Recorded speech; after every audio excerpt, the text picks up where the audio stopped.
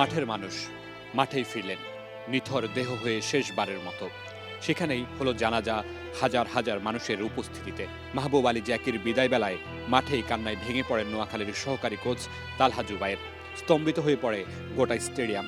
শীর্ষ সহকর্মী সবার মুখেই একরাশ হতাশার ছাপ।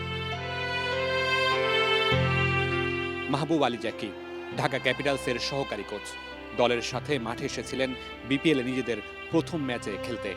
ম্যাচ শুরুর ঠিক ২০ মিনিট আগে হঠাৎই মাথা ঘুরে পড়ে যান।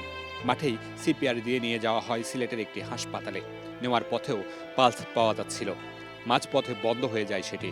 হাসপাতালে পৌঁছানোর পর চিকিৎসক মৃত ঘোষণা করেন ৫৯ বছর বয়সী এই কোচকে।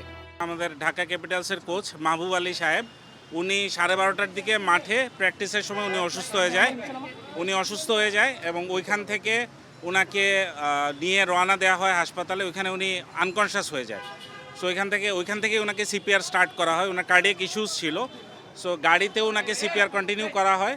বাট আনফর্চুনেটলি গাড়িতেই ওনার পালসটা আর পাওয়া যায় নাই।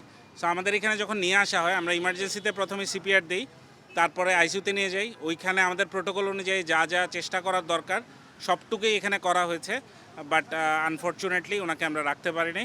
উনি 1:15 দিকে ইন্তেকাল করছেন।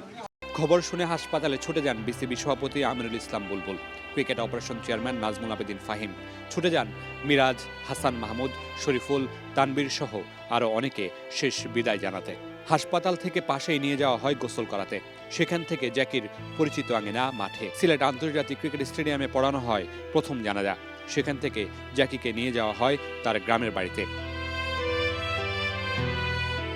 একজন বাবা, একজন স্বামী, একজন বন্ধু, একজন সহকর্মী কিংবা একজন গুরুর বিদায়। জীবন বড্ড ক্ষণস্থায়ী, সেটি যেন স্মরণ করিয়ে দিয়ে গেলেন মাহবুব আলী জ্যাকি। Mamunur Rashid, star news, Sylhet.